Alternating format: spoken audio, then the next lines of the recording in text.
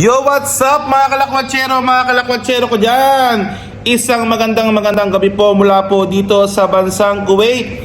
Kamusta po sa ating mga kapwa OFW at maging ang ating mga kababayan, syempre ang ating mga mahal sa buhay sa Pilipinas na ngayon po ay sumasalamin pa rin po at humaharap sa hamon ng pandemya. Pero mga kalakwatsero, is hayaan nyo po na ibigay ko po ang pulso ng bawat OFW at pulso ng isang OFW na katulad ko para sa ating nalalapit na eleksyon 2022 upang laan tayo ng time upang makapag-isip kung sino po ba ang nararapat na maging pinuno ng bansang Pilipinas, ang Republika ng Pilipinas na kumakatawan sa ating bansa at kami maging sa ating mga kapwa OFW. Sa ating mga subscribers, sa ating mga followers, maraming po salamat at hayaan nyo po na ibigay ko sa inyo ang pulso ng OFW para sa nalalapit na eleksyon 2022. Dito lamang po yan sa Lakwatsa sa Kuwait, OFW. Yan sa ating mga masugid na susubaybay at sa ating mga bagong followers at subscribers. Unang-una sa lahat po, napapasalamat po ako at binigay nyo po ng pagkakataon na kumatok ako sa inyong mga channel at mabigyan nyo po ng pagkakataon na maipakita sa inyo ang aking mga vlog, especially po dito sa bansang Kuwait bilang isang proud OFW.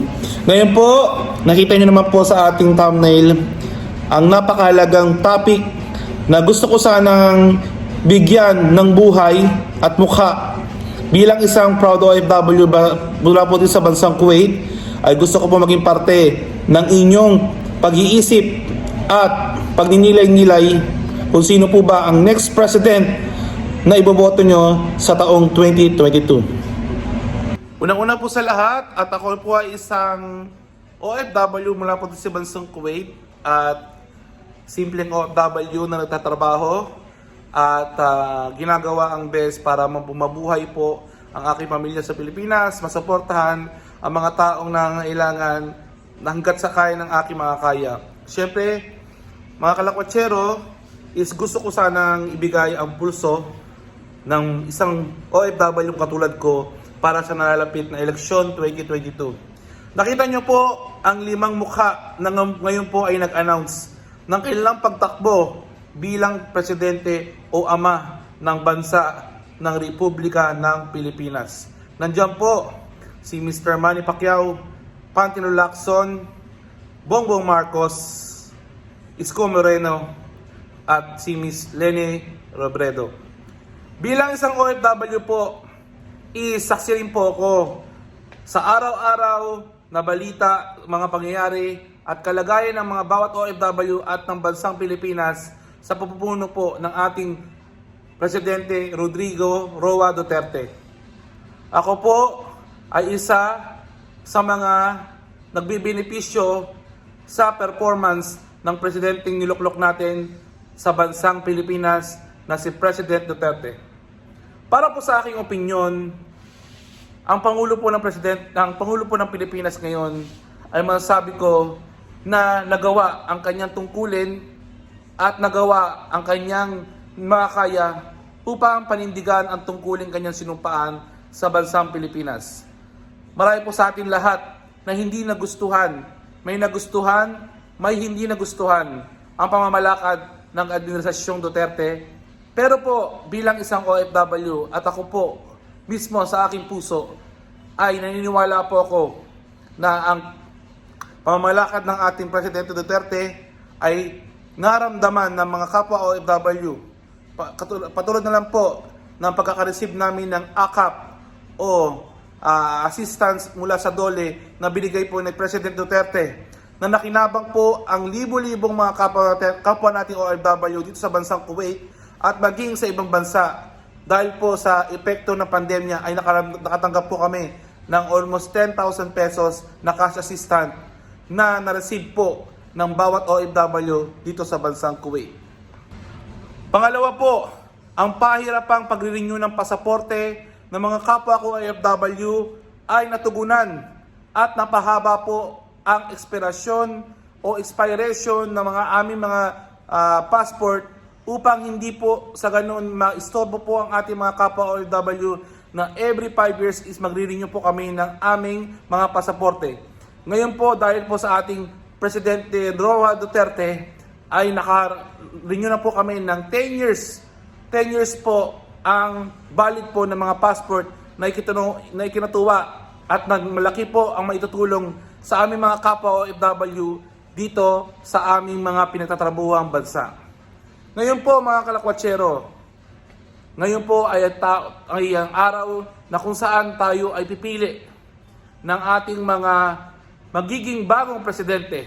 Bagamat po si President Duterte ay nag-announce na ng kanyang pagtagpo bilang isang vice presidente, ngayon po ay tayo po'y pipili ng isang leader o presidente na mangangalaga at magtutuloy sa sinimulan ng ating butihing presidente Roa Duterte. Ang mga mukha na nakita nyo sa aking thumbnail ay ilan lang po o sila po ang mga tatakbong presidente ng bansang Pilipinas. Unahin ko po si Mr. Isko Moreno. Dahil nga po, ako po isang OFW, is saksi ko rin pa rin po ang mga kanyang mga nagawang makabutihan at mga gandang mga programa na nakikita ko sa balita.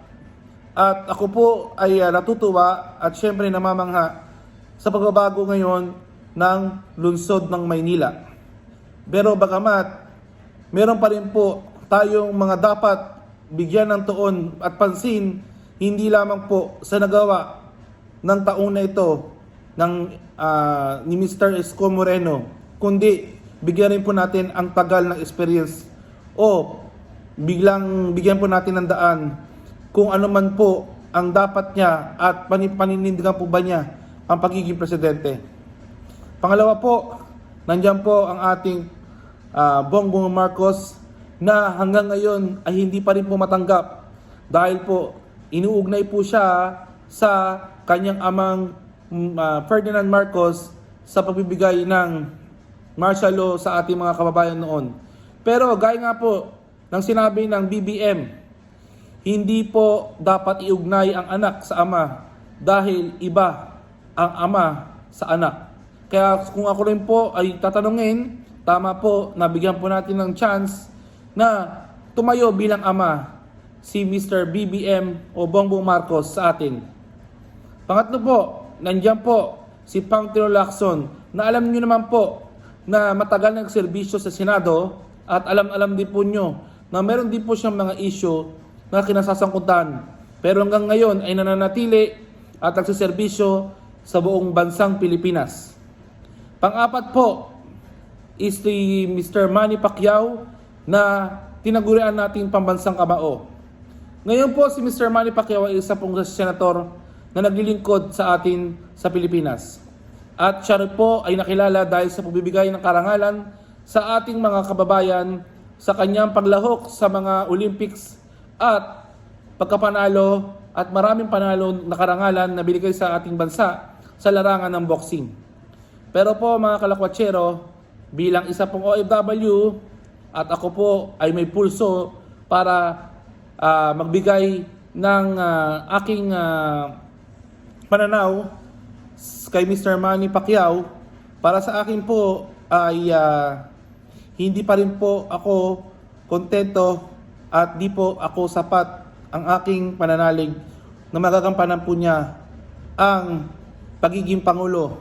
Dahil po, hindi naman po siya naka-experience ng iba pang mga na-experience na tatakbo ng presidente ngayong 2022. Pero po, yan po ang aking reaksyon at pananaw. Depende po yan sa ating mga kababayan. At panglima po, ang ating Vice President Leni Robredo. Para sa akin po, bilang isang OFW, gusto ko po magsalita. Dahil po, para sa akin, si Miss Leni Robredo po ay nabiggawa rin po niya ang kanyang parte bilang isang Vice President. Pero, gaya nga sinabi nila, kulang. Kulang na hindi naramdaman ng ilang nating kababayan at kulang na hindi naramdaman ng ilan nating mga OFW. So, ito po ay ang aking pananaw sa 5 tatakbong presidente ng ating bansa.